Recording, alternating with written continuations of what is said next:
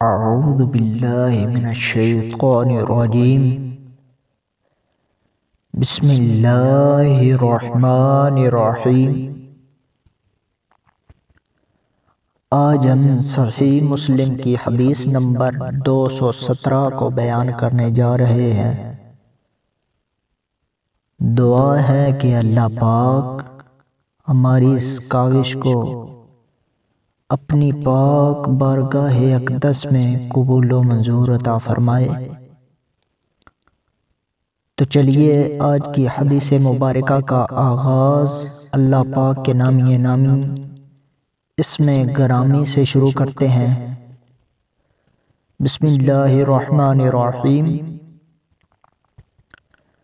ابو بکر بن ابی شیبہ، محمد بن بشر، عبداللہ بن نمیر، عبید اللہ بن عمر، نافع ابن عمر رضی اللہ تعالی عنہ سے روایت ہے کہ رسول اللہ صلی اللہ علیہ وسلم نے فرمایا، جب کوئی شخص اپنے مسلمان بھائی کو کافر کہتا ہے تو دونوں میں سے کسی ایک پر یہ کلمہ چسپاں ہو کر رہتا ہے.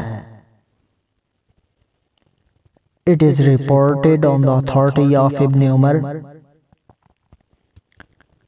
that the Apostle of Allah, peace be upon him, observed, when a man calls his brother an unbeliever, it returns at least to one of them.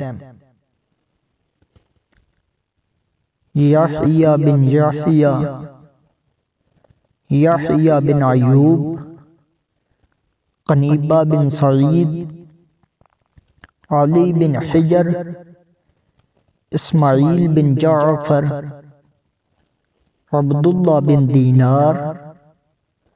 حضرت ابن عمر رضی اللہ تعالیٰ عنہ فرماتے ہیں کہ جس شخص نے اپنے مسلمان بھائی کو کافر کہا تو ان دونوں میں سے ایک پہ کفر آئے گا. اگر وہ واقعی کافر ہو گیا تو ٹھیک ہے، ورنہ کفر کہنے والے کی طرف لوٹ آئے گا. It is reported on the authority of Ibn Umar that the Messenger of Allah, peace be upon him, said, any person who called his brother or unbeliever